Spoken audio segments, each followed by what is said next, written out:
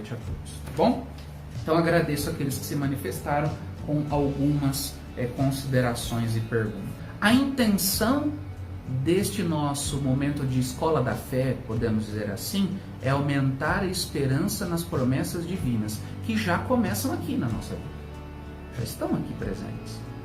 Retomar a grande doutrina da esperança cristã: morte, juízo particular e individual, juízo universal, ou juízo coletivo, talvez, né? Distanciar-se daquela ideia de que morreu e ressuscitou, tá? Então nós vamos falar desse estado intermediário: morte pessoal e depois a ressurreição final dos mortos, né? Uma coisa que é importante destacar é que não pretendemos descrever como será lá. Isso não tem como, porque ainda ninguém foi e ninguém voltou. Nesse sentido, eu vou e te falo, né? São histórias populares, né? Vai primeiro e depois eu te conto. Não é discurso de condenação, mas de salvação. Isso acho que é importante. Então, o caminho que nós iremos fazer é, com a morte, momento individual. Morte, juízo particular, céu, inferno, purgatório. Depois, a dimensão coletiva, parousia, ou embate final, segunda vinda de Jesus, ressurreição dos mortos, juízo universal, fim e renovação do mundo e a vida eterna.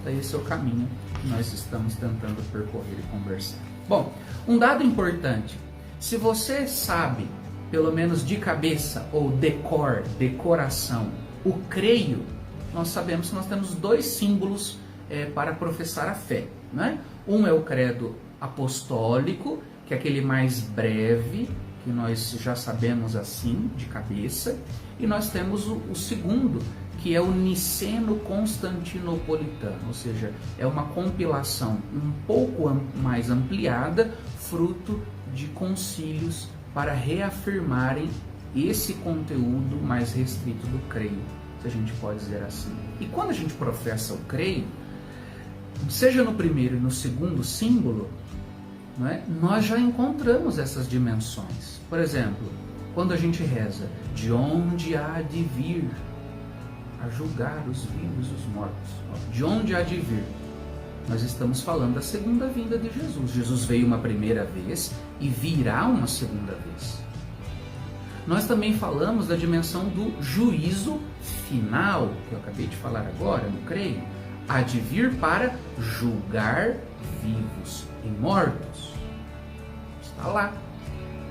Nós falamos da ressurreição geral no fim dos tempos, quando nós professamos que acreditamos na ressurreição da carne. E nós falamos da vida eterna. E a vida do mundo que há de vir, a gente reza no segundo símbolo. Então, no creio, então façam esse exercício depois. No creio, seja no creio apostólico ou niceno-constantinopolitano, perceba aquelas categorias que falam dessa realidade pós-morte, e que é a nossa fé. Então nós temos a Sagrada Escritura, nós temos o primeiro símbolo apostólico, temos o símbolo niceno-constantinopolitano, a gente pode chamar de segundo símbolo, que também já estão ali, nós já rezamos isso. Agora, o que significa tudo isso para nós? Então isso é importante a gente tentar avançar nesta caminhada. Quero destacar, por exemplo, assim, na cultura popular, nós fizemos algumas perguntas semana passada, há sim um mix de mistura de tantas outras coisas ou de histórias que nós já escutamos. Então eu quero citar três pelo menos dessas histórias. Aqui eu estou falando popularmente, aqui não é aquilo que ensina a fé, mas popularmente todos nós já escutamos algo semelhante ou praticamente idêntico. E eu quero usar aqui essa dimensão que está na nossa cabeça, de forma geral, de céu, de terra, de vida depois da morte, mas são histórias populares, né, que ajudam ou que permeiam aí o inconsciente coletivo, né? Então, por exemplo, quem de nós nunca escutou dizer assim, na casa do fulano começou a haver barulho de noite, e ouvindo barulho de noite, era como se caísse pratos da cozinha. Aí de repente um dia o dono da casa teve coragem e perguntou: quem é que está aí? Né? E aí a pessoa respondeu: eu morri devendo uma promessa, eu preciso pagar a promessa para descansar. Né? Quem nunca escutou uma história dessa? Eu estou dizendo popularmente. Ou quem nunca escutou algo semelhante assim? Havia um homem rico que era muito ruim, que nunca ajudava os pobres, nunca ajudava os seus empregados, e quando ele morreu, depois que ele morreu, agora sua alma vive vagando e assombrando as pessoas. Todos nós já escutamos isso, né? Ou aquela famosa história: o final do mundo, na primeira vez, foi em água, se remetendo ao dilúvio. Agora, na segunda vez, vai ser no fogo e vai ser horrível. As almas serão pesadas na balança de São Miguel, e as que tiverem muito pecado vão ser direto para o inferno. E o fogo daqui é sombra do que será o fogo de lá. Então veja, nós temos essas imagens populares carregadas do que? Todas elas têm do medo, não é? De falar do pós-morte, de medo. Então, como às vezes nós nos distanciamos da realidade e também a gente poderia dizer do momento sagrado da morte, a partir da ressurreição de Jesus, a partir da fé cristã, quando se fala de morte, nós nos deixamos aqui do luto, não é nada disso. Mas às vezes o que acontece conosco? Nós ficamos com medo, não é? Nós entramos numa situação, inclusive para aqueles que sofrem o luto, às vezes também de um momento muito difícil. Então nós queremos olhar a morte como um caminho natural para a eternidade, ou para estar junto de Deus. Porque quando a gente acredita assim, não é? E a gente renova a nossa fé assim, vai continuar sendo fácil experimentar a morte daqueles que nós amamos. No entanto, a consolação poderá ser bem maior. Então, nessas histórias, acontece aquilo que a gente pode dizer, distinção e semelhança. Então, o que é uma distinção? A distinção de dois lugares.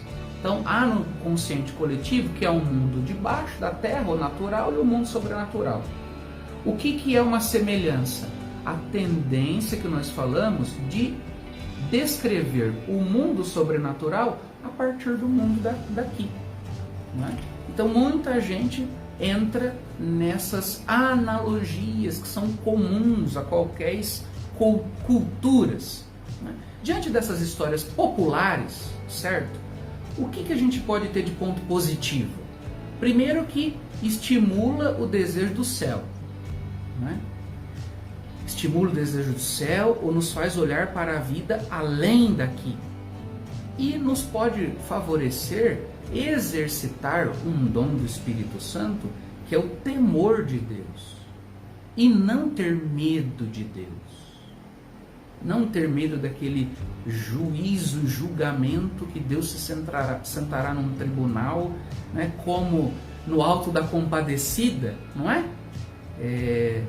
Para aqueles que assistiram o filme, né, mais fácil, a imagem é essa, né? Há um tribunal que todo mundo é colocado, e acusação, e acusação, e acusação, e tudo mais. Quer dizer, então, o que é um ponto positivo? Exercitar o desejo do céu, de estar com o Senhor, ainda de forma falha, e o temor de Deus, e não o medo de Deus. Então, são pontos comuns. Mas o que é um ponto negativo nessa imagem popular dessas histórias? Uma prática da fé pouco livre, que justamente é estimulada pelo medo, uma visão de Deus como aquele que persegue e julga. Então isso está no inconsciente, e inclusive de muitos cristãos e muitos cristãos católicos. Então por isso é importante a gente falar sobre isso, né?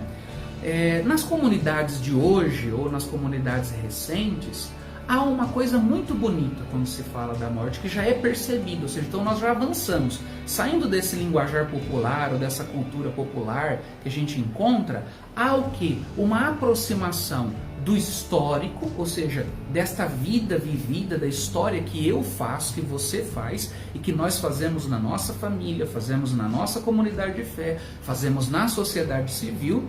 Há uma relação profunda entre o aqui mais aquilo que nós haveremos de experimentar plenamente. Então, esta consciência, ela já está presente no nosso meio, e é esta consciência que deve nos iluminar. Ou seja, eu não espero só o depois da morte, mas eu já experimento as realidades, as promessas divinas aqui e agora.